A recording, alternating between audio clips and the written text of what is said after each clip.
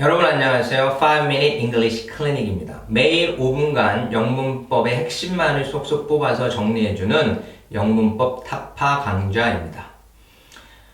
최근 들어 영어 학습에 있어서 가장 화두로 떠오르고 있는 말이 하나 있습니다. 그것은 바로 영문법은 중요하지 않다라는 말입니다. 이런 말이 나오게 된 배경 중에 하나는 바로 최근에 영어 학습이 쓰기, 말하기 같은 실용적인 부분으로 무게중심이 옮겨갔기 때문에 나오는 말이기도 합니다. 그렇다면 여러분, 실제로 영문법은 이런 실용적인 분야를 공부하는 데 있어서 걸림돌이 되거나 방해가 되거나 혹은 전혀 쓸모없는 부분일까요? 일단은 그 부분을 확인하고 점검할 필요가 있다고 생각을 합니다. 그것을 먼저 점검을 해보고요. 그리고 나서 어떻게 영어 공부를 하면 혹은 어떻게 영문법을 공부를 하면 효과적이고 효율적으로 공부할 수 있는지에 대해서 알아보도록 하겠습니다. 일단 다음 문장, 다음에 준비된 두 문장을 비교 분석을 해보고 계속 얘기를 나눠보도록 하겠습니다. 네, 여러분 지금 두 개의 문장이 나타나고 있습니다. He found the book easy, he found the book easily입니다. 자, 두 개의 문장은 여러분들이 보시는 것처럼 easy와 easily 단 한 단어를 제외하고는 동일한 문장입니다. 자, 그렇다면 여러분들은 이 두 개의 문장의 의미의 차이를 파악하실 수 있으시겠습니까? 여러분 문장의 의미를 정확하게 파악하기 위해서는 단순히 영어 단어의 의미만을 나열한다고 해서 되는 것은 아닙니다. 문장의 의미는 영어 단어의 품사와 그리고 그 품사가 문장에서 할 수 있는 역할, 즉 문장 성분을 정확하게 파악하고 있어야지만 정확한 문장의 해석이 가능합니다. 자, 여기는 여러분들이 보시다시피 easy와 easily의 차이, 즉 형용사와 부사의 차이가 됩니다. 형용사와 부사는 문장에서 할 수 있는 문장의 역할이 확연하게 구분이 되고 다릅니다. 자, 그리고 그렇게 달라지는 만큼 의미도 완전히 달라질 수 있습니다. 그러면 어떻게 달라지는지 첫 번째 문장부터 하나하나씩 살펴보도록 하겠습니다. 자, 먼저 첫 번째 문장입니다. he는 주어고요. found는 서술어입니다.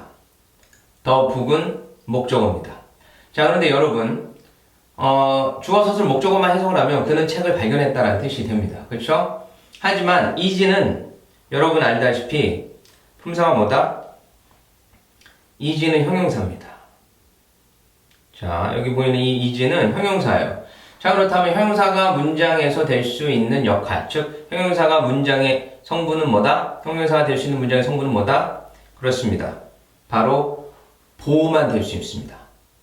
형용사는 문장에서 될 수 있는 문장 성분은 보호 이외에는 다른 문장 성분이 될 수 없습니다. 그렇다면 이것은 주어 서술은 목적어 보호고요.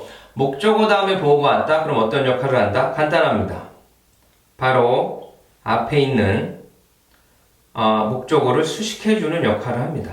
자, 그럼 easy는 book을 수식해준다. 그러면 이걸 또 어떻게 해석하느냐? 그럼 the book easy, 쉬운 책 이렇게 해석하시면 안 되고요. 쉬운 책은 the easy book입니다. 그럼 the book easy라고 굳이 이렇게 쓴 이유는 목적 보호이기 때문에 목적 보호의 형용사가 오면 목적어와 목적 보호를 우리나라의 주어 서술어처럼 해석을 해주시면 보다 더 자연스럽게 해석이 됩니다. 그렇다면 the book easy 하면 책이 쉽다. 이렇게 좀 해석을 해주시면 더욱더 깔끔하고 부드럽게 해석이 될 것 같습니다.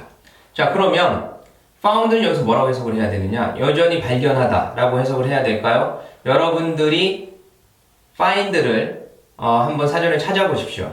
그리고 다음에 목적어, 목적 보호가 올 때 어떻게 해석이 되는지를 알아보십시오. 그러면 이렇게 써 있을 겁니다. 발견하다가 아니라 알다, 깨닫다, 생각하다 이런 식의 의미가 써 있을 겁니다. 그렇다면 여기는 어떻게 해석을 해줄 수 있느냐? 그는 생각했다. 그 책이 쉽다. 이런 식으로 의미가 해석이 될 겁니다. 그렇죠? 그는 그 책이 쉽다고 생각했다. 바로 이것이 정확한 해석이 되겠습니다. 자, 그렇다면 두 번째 문장을 바로 확인해 보도록 하겠습니다. 자, 두 번째 문장은 어떻게 됩니까? He found the book easily. 자, 여러분 두 번째 문장도 거의 비슷합니다. 주어는 he, found는 서술어, the book은 목적어입니다. 그쵸? 그럼 easily는 뭐냐? easily의 품사는 여러분 부사입니다. 부사가 문장에서 할 수 있는 건 뭐냐? 라고 한다면 부사는 다른 걸 할 수 없습니다. 부사가 할 수 있는 일은 앞에 있는 서술어, 즉 동사 수식밖에 못해요. 그쵸? 부사가 할 수 있는 것은 동사 수식밖에 안 됩니다. 문장 성분이 될 수 없다라는 것이죠. 문장 성분은 부사어라고 하긴 하지만 사실상 수식어구로 표현이 되지 필수 문장 성분으로 구분되지는 않습니다. 자, 그렇다면 어떻게 해석이 되느냐? 그는 그 책을 찾았다 쉽게. 즉 이것의 해석은 다음과처럼 되겠습니다. 그는 그 책을 쉽게 찾았다. 아주 간단하게 해석이 되네요. 그렇죠? 자, 그렇다면 다시 한번 처음으로 한번 돌아가 보겠습니다. 첫 번째 문장 He found the book easy는 그는 그 책이 쉽다는 것을 알았다 라고 해석이 되고요. 혹은 생각했다. 다 괜찮습니다. He found the book easily. 그는 그 책을 쉽게 찾았다. 어떻습니까? 여러분 방금 우리가 살펴본 것과 같이 만약에 문장 성분을 제대로 파악하지 못했다면 이 두 문장의 의미를 정확하게 파악하는 것이란 좀 힘들었을 것이라는 생각이 좀 들었을 것입니다. 품사만 하나 다른 두 개의 영문장을 비교 분석해 봤습니다. 여러분 어떻습니까? 여전히 영문법이 필요 없고 불필요한 영역이라고 생각하시나요? 오히려 영문법을 모르고서는 영어 문장의 의미, 영어 문장의 구조를 정확히 파악할 수 없을 것이라는 사실을 깨달으셨을 것이라고 생각됩니다. 자, 영어 문법은 영어 학습에 있어서 전부는 아닙니다.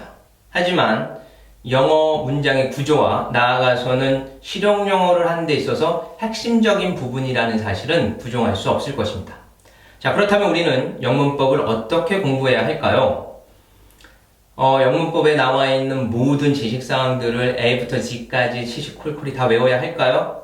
그러기는 불가능할 뿐더러 불필요하기까지 합니다.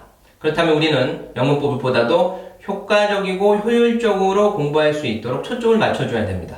그럼 영문법을 공부하는 데 있어서 어디에 초점을 맞추느냐? 그것은 이미 우리가 앞에 두 문장을 비교 분석하면서 해답을 얻었습니다. 그것은 바로 앞에 두 문장의 의미를 파악할 때 우리는 뭘 받느냐? 바로 문장 성분과 품사의 관계로 그 문장의 구조와 의미를 정확하게 파악할 수 있었습니다. 그렇다면 영문법의 공부는 바로 곧 문장 성분과 품사와의 관계를 파악하는 것이 되어야 될 것입니다. 그 문장 성분과 품사와의 관계를 정확히 파악해야지만 영어 문장의 구조를 정확하게 파악할 수 있는 것이고요. 영어 문장의 구조에 대한 정확한 지식이 있어야지만 실용 영어, 즉 쓰기 말하기 같은 것도 정확하게 구사할 수 있는 것입니다. 자, 그렇다면 다음 시간부터 우리는 문장 성분과 품사와의 관계에 대해서 하나하나씩 알아보도록 하겠습니다. 여러분 지금까지 시청해 주셔서 감사합니다. 다음 시간에 뵙겠습니다.